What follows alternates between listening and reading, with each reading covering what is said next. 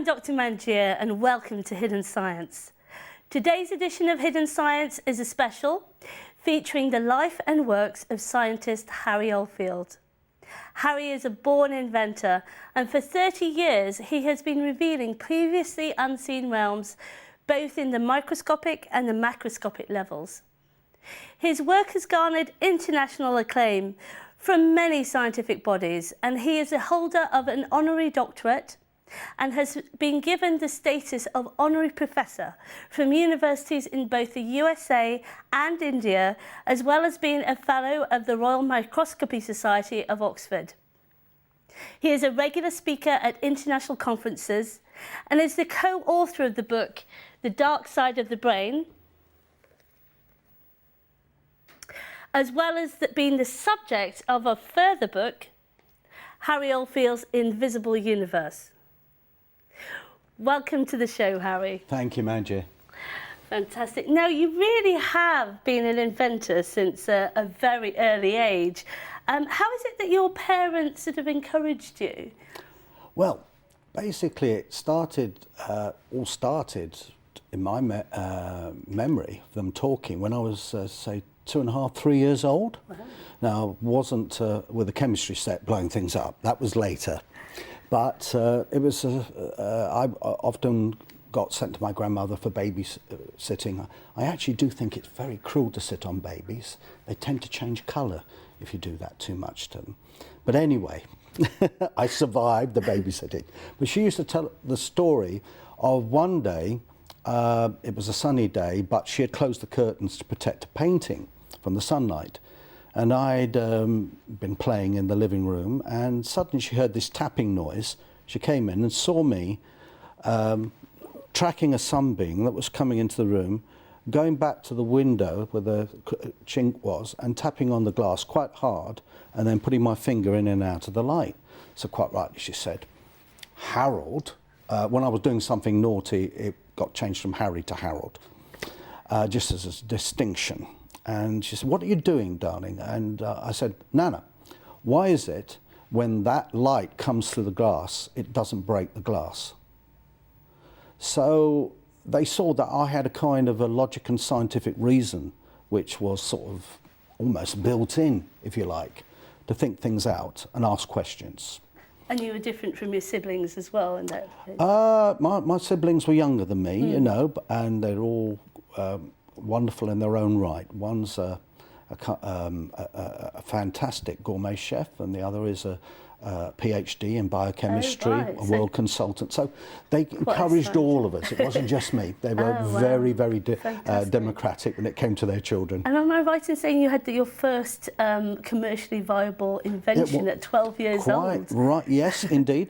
I'd got interested in Artemia salima, which are brine shrimp, for the uninitiated, and what I used to do, I used to put them in salt water, work out even sea water formula, from about 10, 11 years old.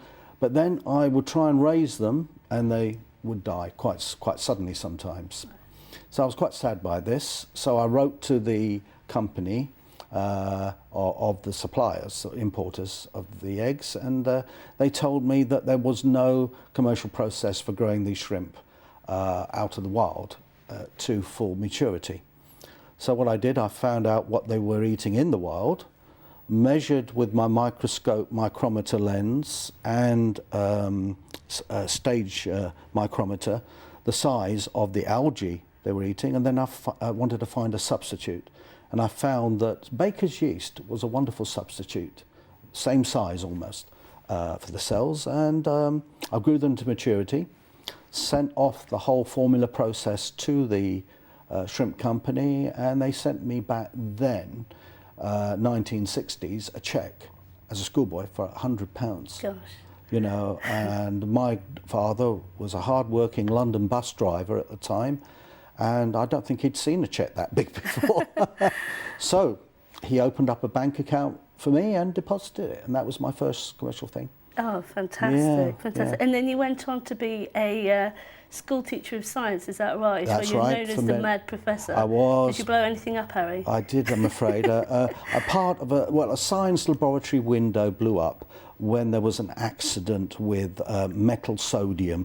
When you're only supposed to put a snippet, someone had distracted me by a boy had pulled a girl's pigtail or something to that effect.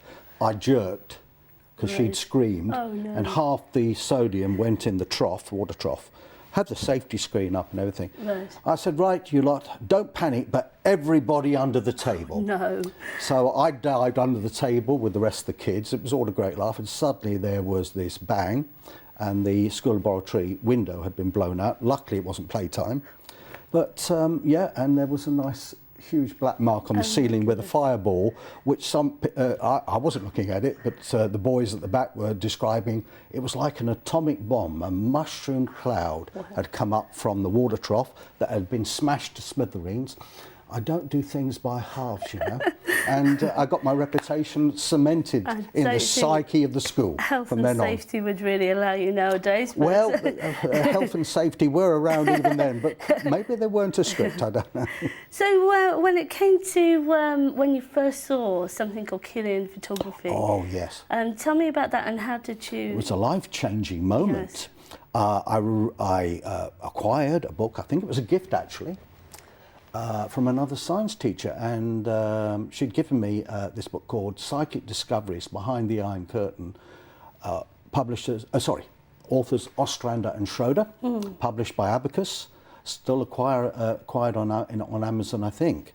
And in there were the first Kirlian pictures, the images of Kirlian photography, which had been done in Russia, and they were the first ones ever seen in the West.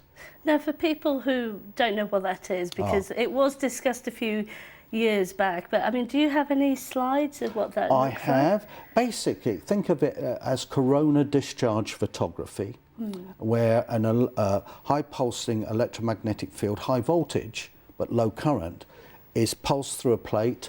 The object, specimens put on the plate, it's earthed, and photographic film is put underneath through a moisture screen, transparent moisture screen, like a plate of dielectric glass, and the image is recorded directly on the film. And that's how these were done in the early years. And this is all developed in Russia? Indeed. This is a picture of my thumb with this wonderful energy around it. So that's a corona that you're speaking Yeah, corona. And shall we say, some researchers called it the aura. Okay, Right. I don't actually use that word, although I have a great deal of respect for it. I've just been lecturing at the College of Psychic Studies in London, and it's a word that is termed and used in the proper way. But it can mean anything. In this case, it's electrical discharge. Yes, yeah. And here is the most modern method developed from those times, which is my new energy vision system, which is showing things without the electricity. I'll come to that in a little while. So you've actually developed that from Kirlian. We'll talk about that Indeed, from the idea of Kirlian right to the present day. So this was really a life-changing moment. It when was you first indeed. saw that, It was literally a quantum leap in the discovery process. A lot of people nowadays don't hear about this because it's been around for so long. The Kirlian. Absolutely. Yeah. Okay. Absolutely. Since actually the 1930s, where Semyon and Valentina Kirlian, husband and wife team, discovered the process. Right. Now here we have, it's another Kirlian picture, and I was very interested in what insects were doing and what plants were doing. You know, as a biologist and a physicist, I start from basics. And here we have a cabbage white caterpillar, and it's been feeding very nicely for some time on my organically grown cabbage. Right.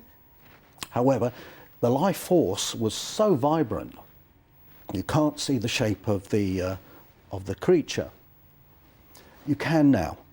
Right. This was after, I hasten to add, a painless injection of potassium cyanide. Don't do this at home, anybody. And I think I also should mention now on your TV programme that I do children's parties and weddings and obviously bookings through the TV Society. Okay, well, we'll bless the caterpillar for Indeed, and I really was to grateful. I science. only did it a couple of times just to be sure. But it was like Manjir, seriously, it was like a light bulb of life being blown out, being switched off. And so I knew then that the Kirlian process was showing something of life, energy and life forces. Right. Although it's an electrical system Right. of recording the image. So a lot of people would be quite sceptical that when you use words like life force, Yeah. that you're actually getting that. So you're basically saying there's an interaction between the electrical field and a relationship between that and the fact that the caterpillar is feeding off organic cabbage. Yes, indeed, there is a link. So you're seeing the link. And you've also done pictures, I know in your book you've got lots of pictures of food that's being microwaved. And that's quite different to organically unprocessed food. For so example. using this type of imaging, you can actually see the difference. Oh, indeed, in and the that's what I electrical got field. first interested in, and it was in connection with those got long memories with Health for the New Age, which was founded by Colonel Marcus McCausland. Right. And he gave us donations towards making larger and better Kirlian cameras at the time, because we were very interested in people's health connected with the food intake and the process. Well, which is well known now, of course. We can't go from Kirlian to, without mentioning something called the phantom leaf effect. Indeed. I think. And this is what fascinated you also from the first book, The Psychic Discoveries Behind the Iron Curtain, because in there were the first images of leaves, where the living leaves photographed were Do you have an image of that? Yes, I have. Well, that's the before and after. Okay. There's a cereal that you were talking about. Indeed, but I can come back to that. Organic, but basically, what you need to see is that. And it's a picture of what looks like a whole leaf. But if you were to look very carefully from this point edge onwards to the tip here, there is no physical leaf, absolutely no physical leaf. Yes. And we formulated the theory based on research from Russia that it was a subatomic energy matrix on which physical molecules were strung. And this was long before string theory was ever conceived of. Right. So even though there's nothing physical, you can actually see the imprint there. Absolutely. So here we have an organically grown potato leaflet with all the leaves on the first picture, and then all the leaves stripped off. All there is just a central stem. But all the leaves were there in energy form, but disappeared after a few seconds. I mean, it's hugely controversial just even this, because it's suggesting that there's something beyond the physical, which is still radical in many circles. Oh, indeed. And that there's something beyond the physical, the field, is actually creating the physical and not the other way around. That's correct. That's which what I is believe. still heresy in a lot of circles. Yeah. Listen, if I was in the Middle Ages, I wouldn't be talking to you now. I'd be well toasted. Yes. Or singed round the edges, in my case, because I'm very good at escaping. I mean, if you're talking of fundamental radical science, medicine, man and woman, if you don't mind me bringing you in here, is no more than the sum of their parts. What you see is a physical form, it's physical, nothing else. And what we call mind is a psychochemical interaction with synaptic pathways that are giving electrical discharges which form thoughts, patterns and memories and many other things. And when this physical form dies, stops, all the chemical reactions stop, etc., we call that physical death, then there is nothing of that personality, consciousness or anything left. There's nothing that, so you believe that? No. Yeah, that's it. I'm putting there. Sorry. Very disturbing and wrong theories forward. Opposite. You know, I am completely opposite to that. Yeah. Because if you think about it, we're going to be recorded now on television, and if someone decides on their television, they may do after that remark, who knows, to press the off switch, does that mean I have disappeared? I think we'll have to press the off switch just for a second now, because we've got to go for a break now. But join us again after the break with more of Harry Oldfield.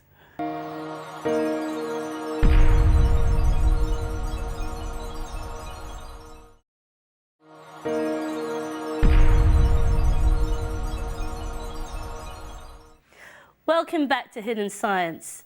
We're here with the scientist and inventor Harry Oldfield. So Harry, one of the things you're probably most famous for is the PIP. Could you explain what that is and how it developed for maybe Kirlian? Well, yes. basically it stands for Polycontrast interference photography.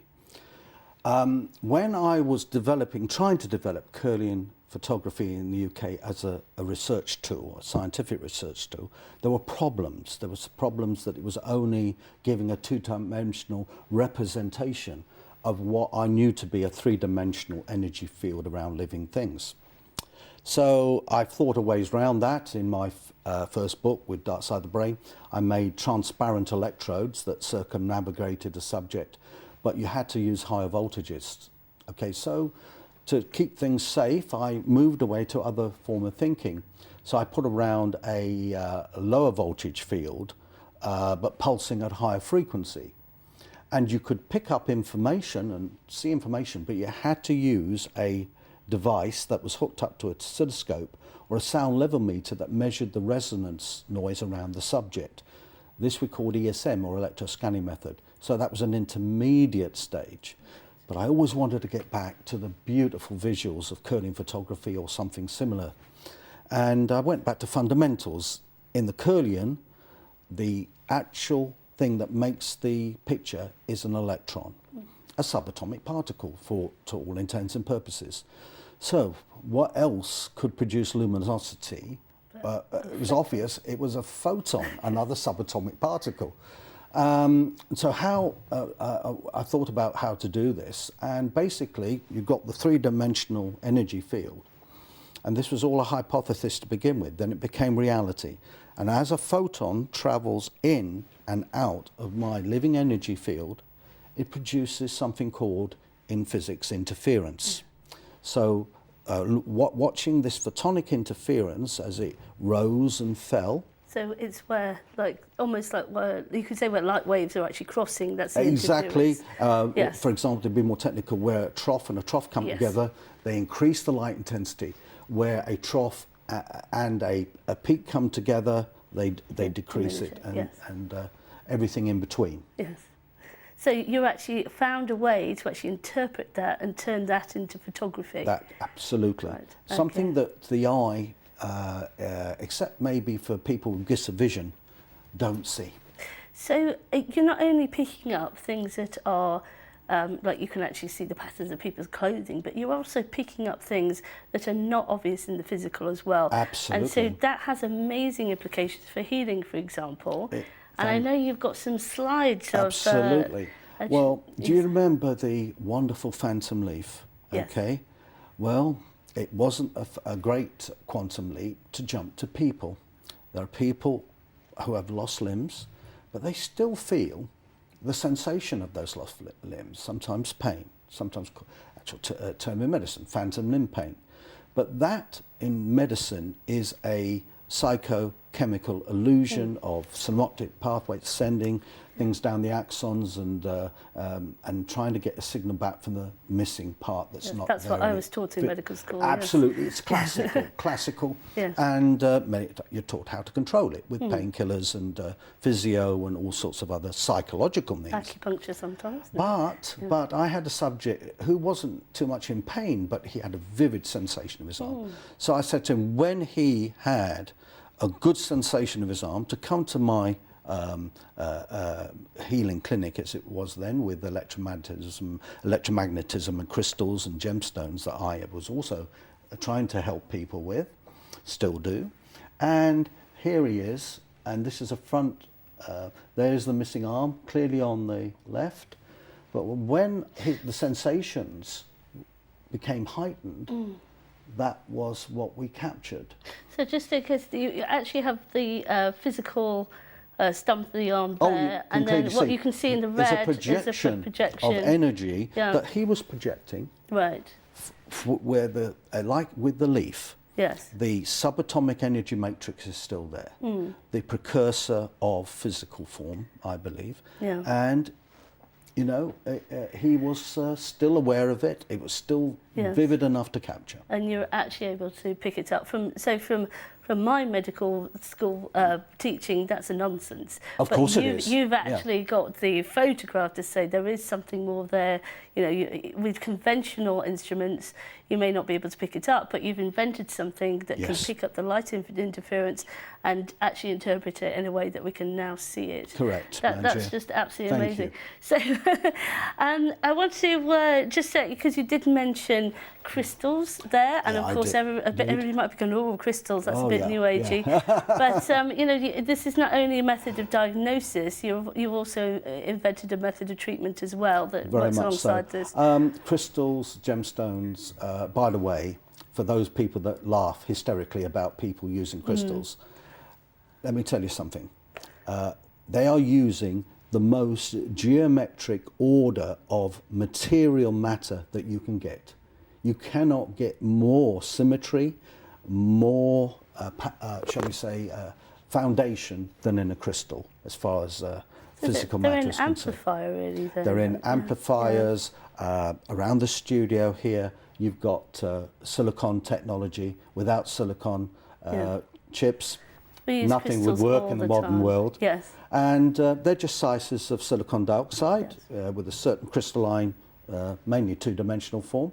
We are using three-dimensional natural crystals. And also I'd like to give, please, credit here to Dr. Marcel Vogel, who was a man who pointed me in the right direction at a very young age, who was an IBM scientist who invented the liquid crystal we know today that is everywhere. And he was a great friend of mine. And it's true also, though, that everything that you do, you test. And so you've tested that, the methods that you've developed, and you spent a long time developing. Very much so. You know, so you're coming to it from a skeptical, almost like a skeptical point of view from your own work. I'm open-minded, but I'm not convinced until I see it. Yes, yeah. And this isn't the sort of thing that people would go into, or a photography in a mind, body, spirit show. It's a different completely method. Different. Completely different. Because we can use this under any circumstances in three-dimensional space. Right. Okay, and it's showing the energy around the subject in three dimensions. Photos to show us at all of the PIP in terms of its? Certainly, certainly.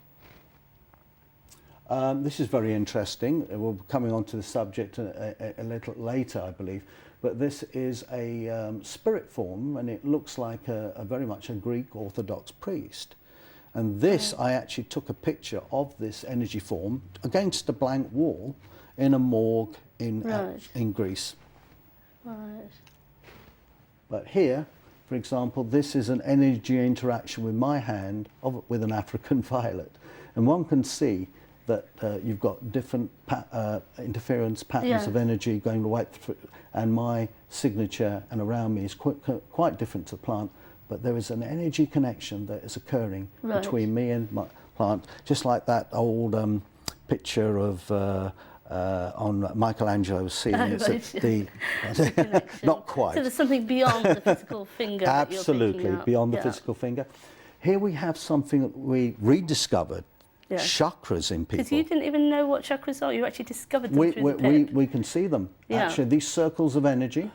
Now that's a very healthy young woman. Have a look at her. Sorry, I beg your pardon. That's not so healthy. Right. That's a gentleman with angina pectoris. Right, and you're actually picking up blocked heart chakra. I mean, anyone can see that doesn't look too healthy with the red blob in the middle. And here we have a wonderful picture of a Great Dane, and she's actually was diagnosed with hip dysplasia, and she's leaking there from the end of the back leg. Yes. And this is her after on treatment. That tube there is full of special crystals, healing crystals, and we're pulsing them with electromagnetism, and they're vibrating on a piezoelectric level. Yeah. And the energy block disappeared, the energy leak disappeared, and after a few minutes, she jumped off the couch, which she hadn't done in weeks, onto that bad leg. Now, this is absolutely amazing. Thank you so much for bringing this about. But one thing that everybody's going to want to know is, has this been tested in clinical trials? You know, when I first came across this, I went, gosh, can we line up a number of people who've got diabetes, for example, and photograph them and see if there's any commonality between everybody. So has any of this sort of work shall been we done? say the open-mindedness in medicine has come from mainland China and India, okay, where such studies were done. In fact, I still hold, technically, visiting professor of medicine status in mainland China, where I trained a number of barefoot doctors to use this system with the crystal and take it into their communities. So in that context, trials were done and experiments. However, one has to remember this method and the crystals are perfect for double-blind trials, but one has to remember that these are very expensive things to do. And, you know, we didn't have that. But you've also got to have the open-mindedness of a physician or a team of physicians that will put their reputation on the line to bring something that's alternative, and this is very alternative, into their scientific visual structure. Interesting, because although it is alternative, because you're actually talking about things that are esoteric this sciences, is the beginning, subtle energy. I mean, didn't X-rays start off like this? You know, Radkin, yes, indeed. Everything that we have moved forward with in science has started off by something, you know, that's revealed something that we haven't known before. So. Actually, I'd like to mention here that I think that it was Nikola Tesla who was the first inventor of the X-ray. Oh, we'd love to get you back at some point to talk about Nikola Tesla. My pleasure. That would be my pleasure. Thank you so much. So, have you any other sort of examples of course. the PIP being? Okay, Oh, that's just a before and after A/B comparison. Oh my goodness. This is a rather disturbing picture, Manjir, of a crack cocaine addict. I think we're going to have to come back to that in the next section, because we've got to go to a break now. So join us again for this fascinating discussion with Harry Oldfield.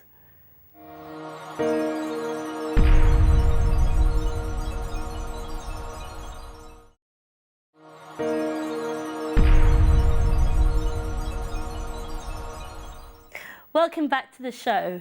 Now, just before the break, Harry, you were about to tell us about this lady, Indeed, this PIP pictures lady. This is quite typical of people that abuse certain chemical substances. In this case, it was crack cocaine. Right.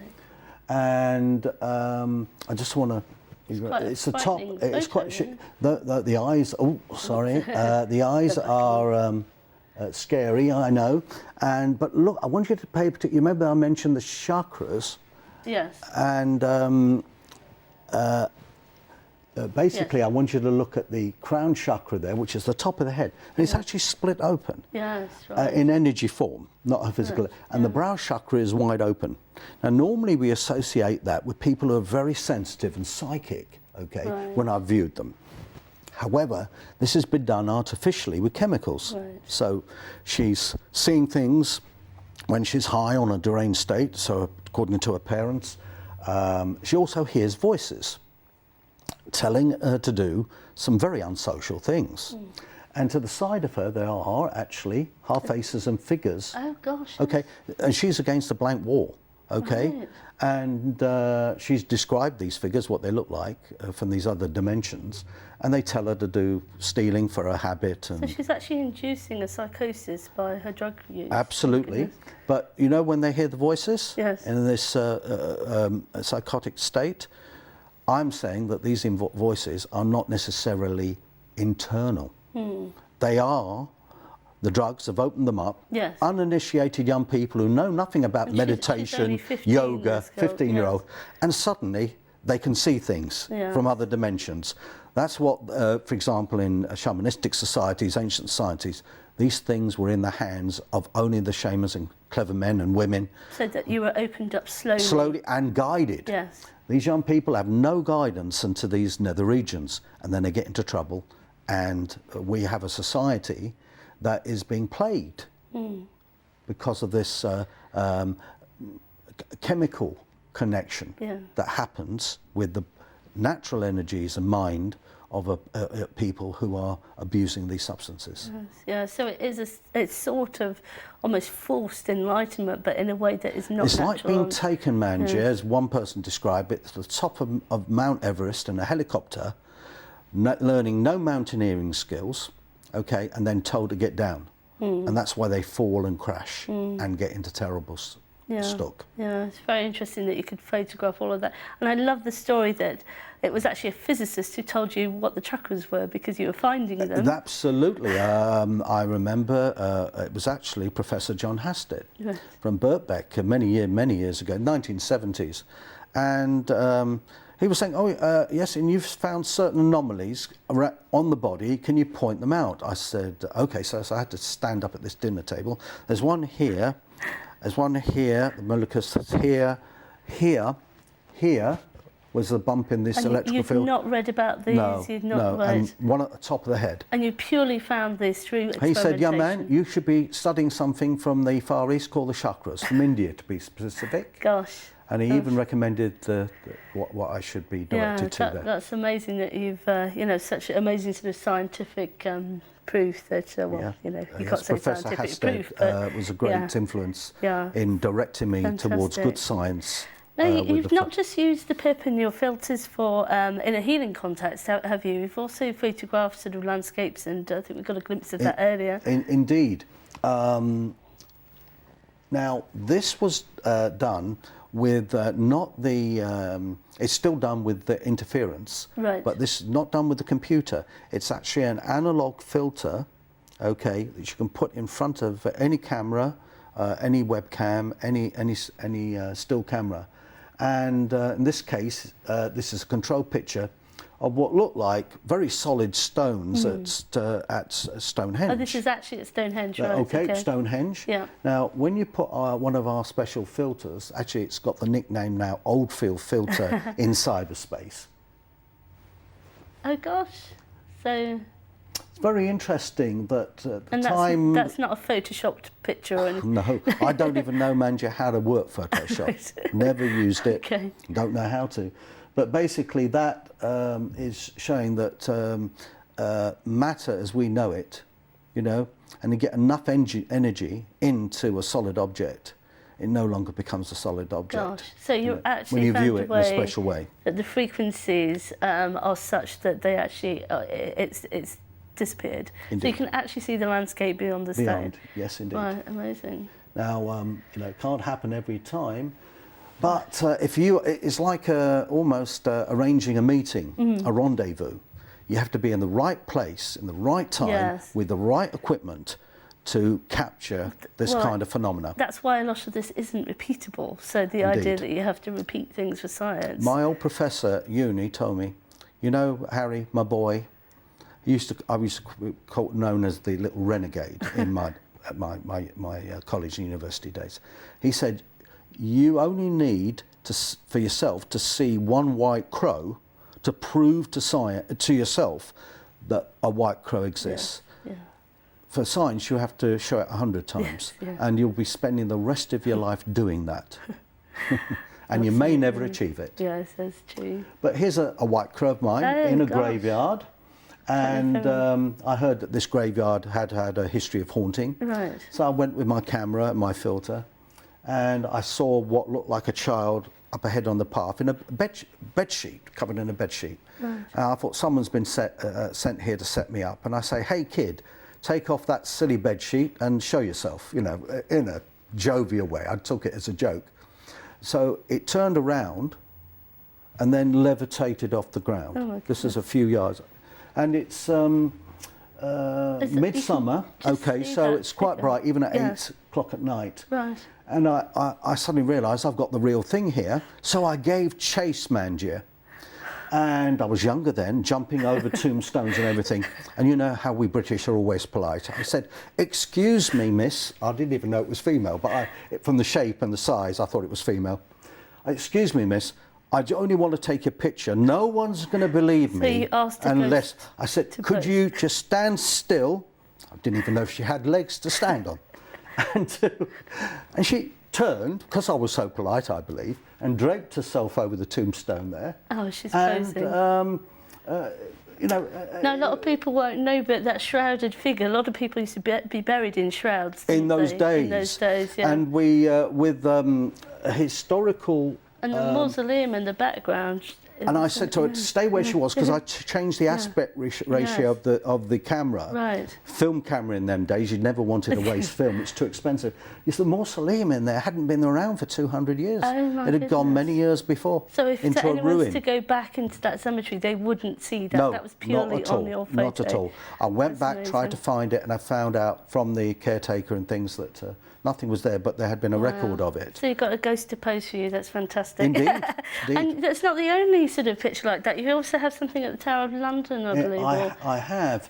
Here we have, Manjir, the place where commemorates the scaffold of where important executions were done at the time of, say, Henry VIII. If you were a commoner and it was just a normal crime, you were executed at Tower Hill, a little way up the road. But for the royal executions, especially his wives, a scaffold was built. So here I am with my camera and my filter I'm just thinking, what would the scaffold have looked like? I just put it out there, you know, and as I thought that and put the camera to my eye, suddenly you can see where the plaque was. This wooden post appeared straight up. So that's not actually there? No, go back.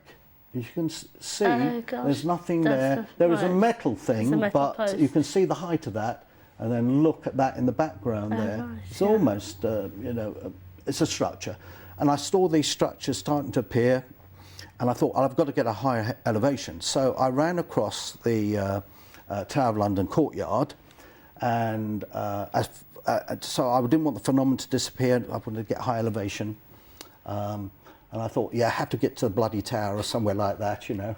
And I got to the high elevation, and there you can see this platform that has reconstituted itself at that point. And it was just a question of being in the right place at the right time, and with my consciousness, I believe, asking the right question. So that's an important part of it. It's an interaction with your consciousness. And I've always been like this since a kid. In fact, as my mother will probably tell you, I've never really grown up. The appearance is that of a elderly man, but inside I still have the curiosity and heart of a kid with the eyes to look and wonder. And, you know, I think... That's a true scientist at the end of the day. Indeed, because you don't worry about criticism. You know, you don't worry about recognition. At the end of the day, what counts is the work. Doesn't happen if it's recognised in this lifetime, as far as I'm concerned. The work is going to be recorded and still there for future generations to reflect back. Oh, look, you know, he saw that, and, you know, and they've got their special glasses now looking around, like the Geordie glasses from Star Trek, looking at a different reality, and are able to switch to different wavelengths to observe other realities and other dimensions at the flick of a switch. Who knows, I might invent that before I decided to leave the Earth plane. So we could have the new Google glasses here. For the future. With PIP. Yeah, I was Google very glasses. impressed with those. I don't want to advertise anything, but technology is now moving faster than I would have ever believed. And we can then adopt a certain technology to make our viewing even more accurate and wonderful. It's just amazing that this isn't more well known, so hopefully today we're going to spread the word a bit more. And I appreciate that. I believe after the break we're going to have some more.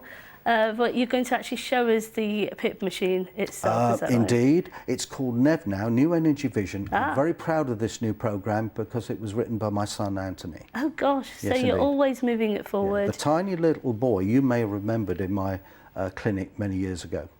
The little schoolboy running around. He's the creator of this next programme. Oh, all part of the family then. So. It is all in the family. Right, fantastic.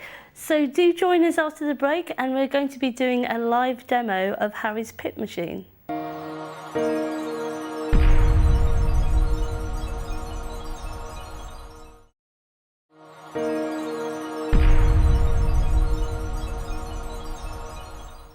Welcome back, and we're here with Harry Oldfield and the PIP machine. And it's amazing, really, because you've actually got this all hooked up with Yes, an ordinary laptop. Ordinary laptop, and this is a high-resolution webcam, Right. and you know, it can be very good for looking at preliminary energy and spotting, shall we say, highlighting energetic conditions. So we've got a few volunteers in the studio today. So Thank you, everyone, for coming. so tell us what it is that you can see here. Well, let's start. May I ask the young lady's first name? Penny. Penny. Penny, you've got, I can see stress coming from your neck down your shoulders, okay? This is something that you have definitely felt an area of discomfort, because I can see your living energy field leaking in this area. There are a few other little things too. You do have reading glasses. Not yet. Ah. Have you noticed that your arms are beginning to get not long enough to sometimes see certain fine details? Yeah, more in the distance, really. More in the distance, okay. Now you've got to remember the distance I'm looking at this here. So it was only, I will get the eyes tested earlier for a set of reading glasses, or do the Bates method of exercises to avoid the glasses altogether. Right. So you're actually picking up things Just that at a glance. have not actually happened yet, in a way. So Oh, you're picking definitely. things- I mean, I've forecast, for example, in homeopathic medicine, and you know I've got a doctorate in homeopathy. There are something called miasms, or so it's tendencies that flow through environments, populations, and in families. So you We don't actually use the word Right. inheritance, but Right. we've got these tendencies. Right. So we can indeed pick things up there. I know, for example, have you changed your diet recently? Yeah, so yes. Yeah. It's doing you good. Right. Okay, doing you good. And again, How are you picking that up from Penny? now listen, Manjir, I would love you to be one day guest of honour on one of my training courses. Oh, wow. Okay, you have an open invite. Thank I might be in India, China, or Africa, but you're welcome. But I do a lot here too. Your name, sir? John. John, I've got to ask you, have you been a smoker or a smoker in the past? No, very, very, very long time ago. Very long time ago. Then I've got to go back a bit further with you, because I'm seeing a little bit of red energy escaping there from the lungs. And I've got to ask you, did you suffer with bronchitis or asthma as a child? Something that you grew out Not the as far as tendency I'm of? aware. Okay. And you haven't been recently to Beijing, where they have the No. worst air pollution in the world? No. Okay, so I have to say there's a little anomaly there that I'm not quite sure of, but this is a changing pattern there over Could the this be chest. emotional? So that if it's... Could, If it was emotional, it would come mainly from the heart Right. chakra as well. okay. No, this is something transient, you know, it may be the environment that he's been exposed to, some pollution, when travelling. If you've had a recent, for example, plane ride, even a short one to Europe, they recirculate the air. Quite a few months ago.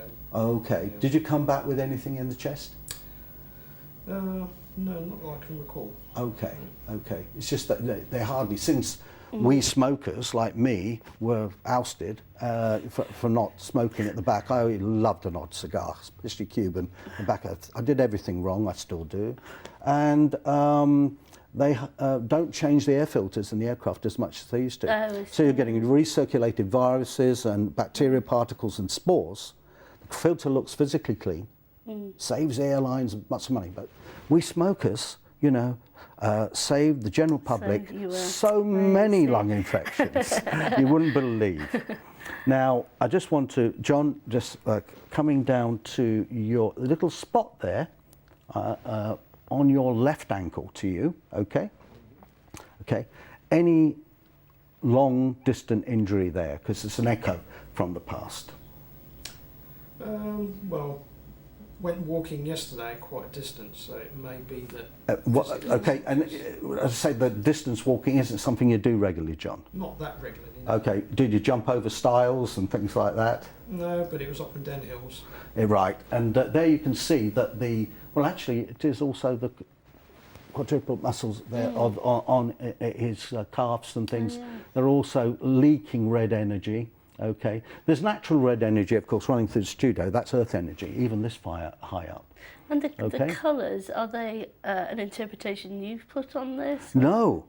These filters were developed with me from people with clairvoyant vision that can actually see like this in great detail. But there are other filters, for example, people in the distance there. I may want to get a little bit more detail, and I can swap filters. This is what you might call the regular view, isn't it? Regular view, it's the default clairvoyant filter. Now I'm going into a different filter that not only show, but especially shows up things like chakras and things through clothing and what have you here. Okay. Now there's, for example, in John, you can see clearly there a brow chakra. Oh, yeah. Okay. Yeah. You couldn't actually see that with the other filter because of the circumstances of the thing.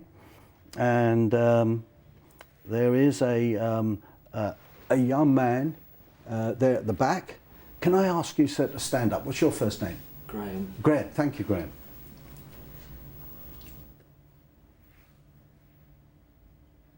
Now, Graham, as I thought, gives a lot out from the heart chakra. Okay. And this also from his brow chakra. He's a creative individual. Okay. Now, can I ask you, are you into music, into art, or anything of that nature? Art. Okay. Okay. But anyway, you had that kind of modality. Okay. I'm not putting people into categories here, but there are certain characteristics, if you use them, and we use them through the chakras and the energy field directed by consciousness, you get kind of fingerprinting. You see the heart chakra there in the middle of his chest there, not the physical heart, it's glowing. Yes. It's glowing, you see, and that comes from an artistic temperament, okay? But it's also someone who can be open to emotion, okay? And is not frightened of speaking his mind or his heart. Okay, and I've never met Graham before, but those of you maybe here in the studio that know him, I'll leave it up to you to make up your own minds. Well, I think the art was spot on, and and you know, there's no way I've had any kind of previous. Is there anyone else, or the director? Well, I think the director won't let you get away without doing a scan of me whilst you're here. Oh my word! How can I say anything about perfection? Indeed. There's a gentleman sitting over to the right here. I'm pointing this camera to, and I've got a question to ask you. Have you, sir, ever been in the army or a motorbike rider? The latter. The latter, the motorbike rider.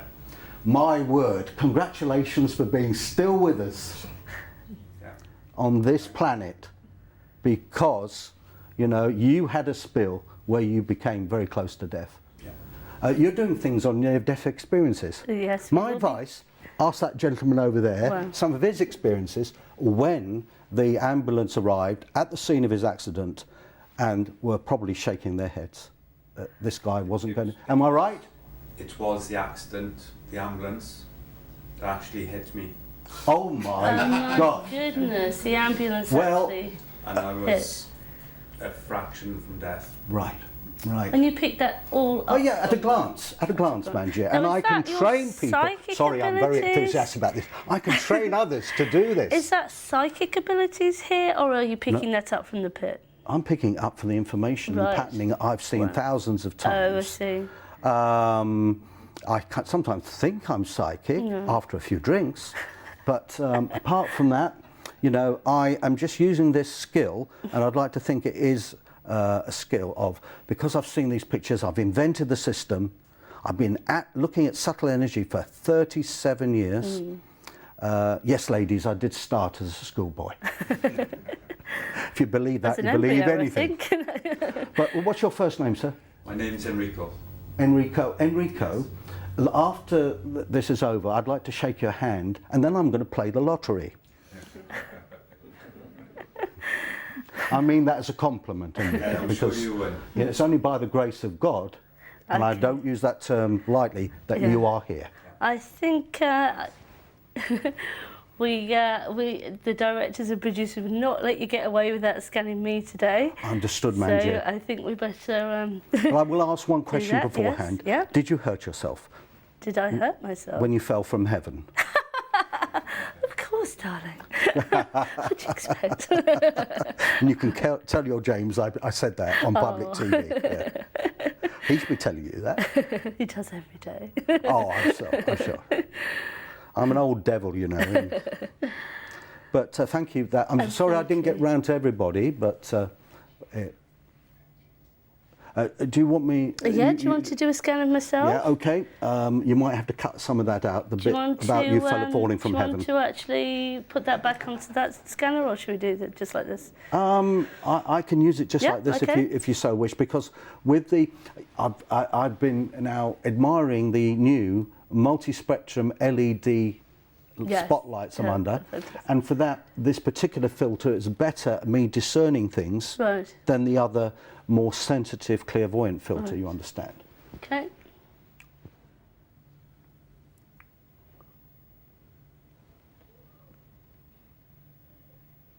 I'm just going to show, for example, meridians that are travelling down your arm, and they're very, very nice and clean and excellent.